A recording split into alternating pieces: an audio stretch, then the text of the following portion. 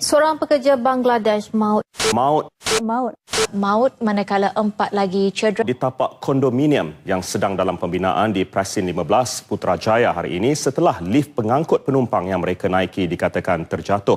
Pekerja yang dikenali sebagai Safikul, 28 tahun, sedang menanggalkan struktur sementara yang digunakan untuk kerja-kerja pemasangan slab bersama sekumpulan pekerja lain apabila ia runtuh pada 1.15 pagi tadi.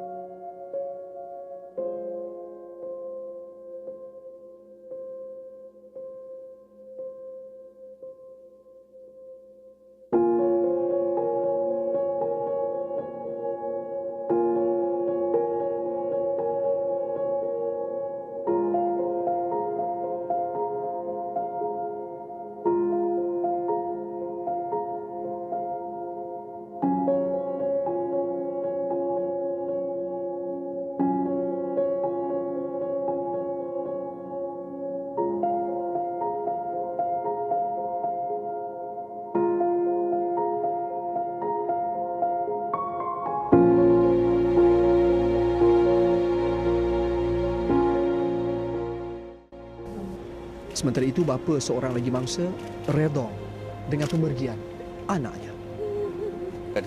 Sudah sampai masa dia. Hari itu kena ikhlas.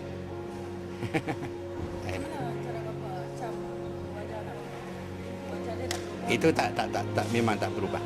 Tak berubah.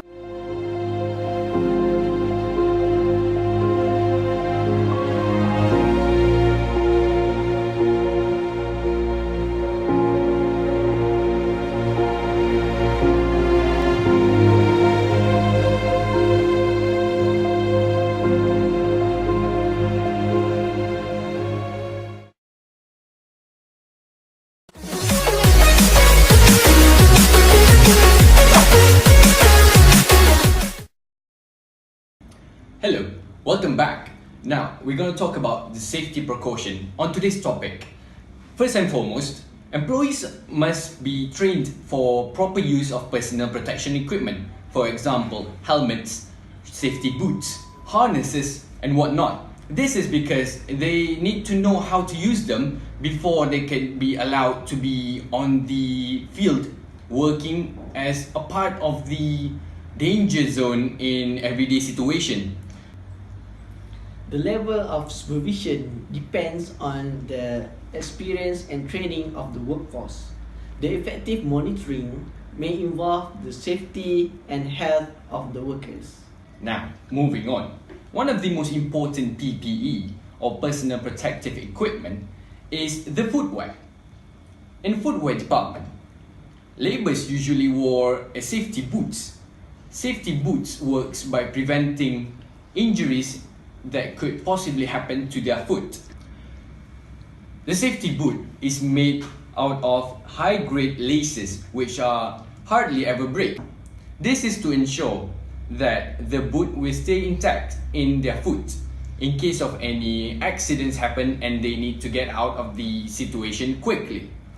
Not only that, there are also steel plates installed in the toe of their boots. This is to prevent any hard objects, for example hammers, from causing injury to their fingers. Lastly, the boot is made out of leather. This is because leather is flame resistant. Thus, in case of any fire, their foot is protected.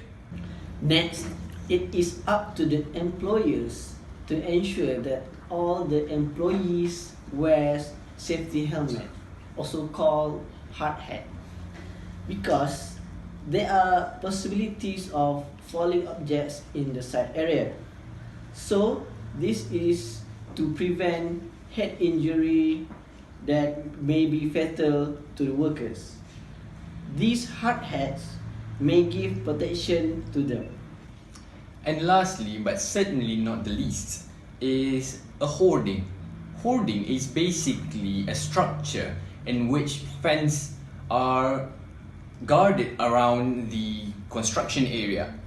Hoarding is usually made out of steel structure in which it will enclose the working area from the pedestrian, for example.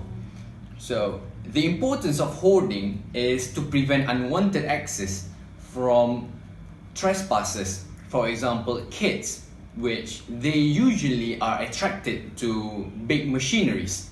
Not only that, the hoarding acts as a buffer from flying debris that could fly and injure a passerby.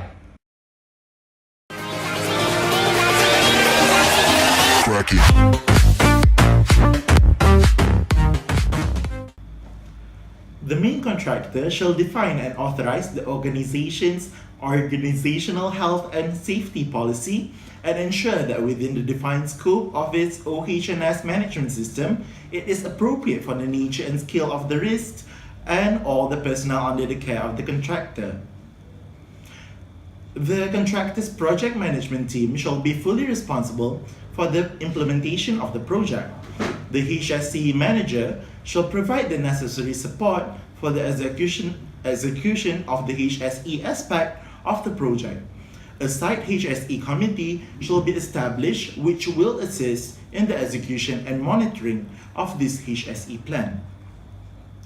The policy places responsibilities and obligations on all employees to ensure that sound health, safety, and environmental practices are implemented. For example, the HSE manager is to ensure that the HSE plan remains up to date at all time according to government laws and ordinances concerning occupational safety and health. There are 7 parts of hazard identification, risk assessment, and determining control, or hierarchy. The first, classification of work activities. This is followed by consultation by both employers and workers' representatives. The third, hazard identification. Fourth, risk assessment. Fifth, risk control and action plan. Sixth, implementation of the method. And lastly, the review of the plan itself. For the arrangement on training of staff on safety, there are 5 steps altogether. For the first step is, the contractor must decide what training the organization needs. Next, deciding the training priorities. The third step is choose the training methods and resources. For the next step, deliver the training, and lastly, check that the training has worked. Secondly, monitor the arrangement. The safety system of work should be in place and working, and it must be monitored. To monitor, it consists of 2 elements, which is reactive monitoring and active monitoring.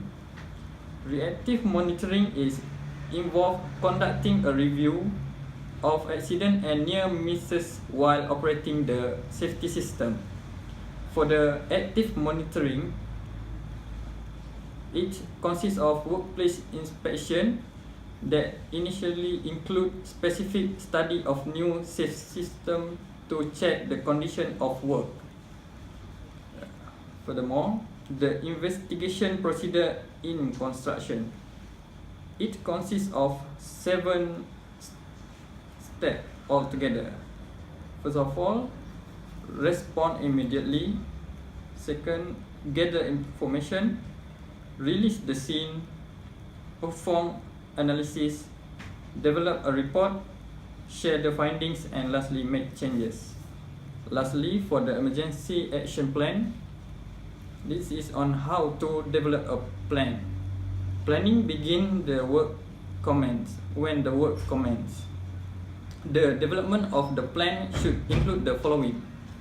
Firstly, hazard identification, emergency resources, communication systems, administration of plan, emergency response procedure, communication of the procedure, and lastly, debriefing and post-traumatic stress procedure. Hi, my name is Profesor Bakri. And I, Muhammad Hafiz bin Jamil. So today I'm going to talk about problem encountered in the safety practice.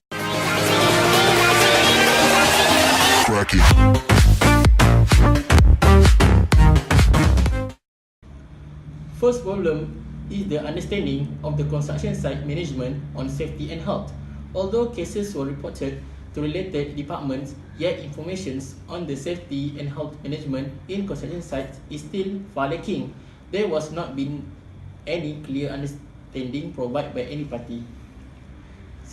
Secondly, lack of the understanding on the gaps between government agencies and the construction companies and also developers. It is unable that government agencies were working hard to promote in ensuring workplace safety and health.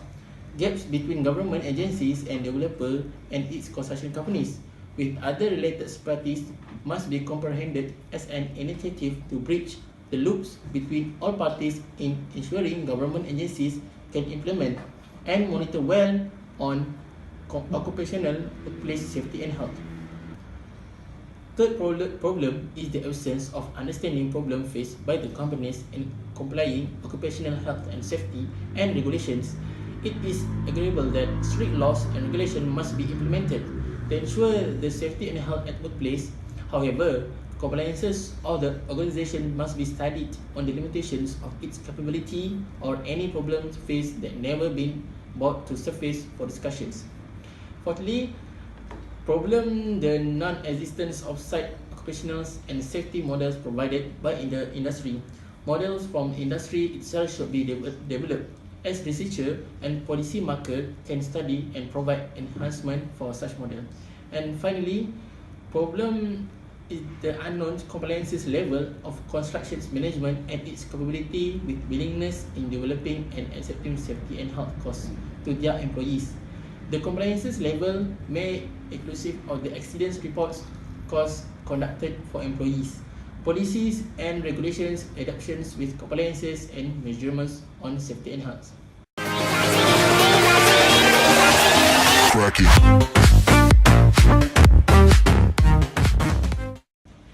Okay, for recommendation, to minimize accident, the construction personnel and organization itself need to employ and practice safety measures to prevent unnecessary risk of accident that is possible to happen.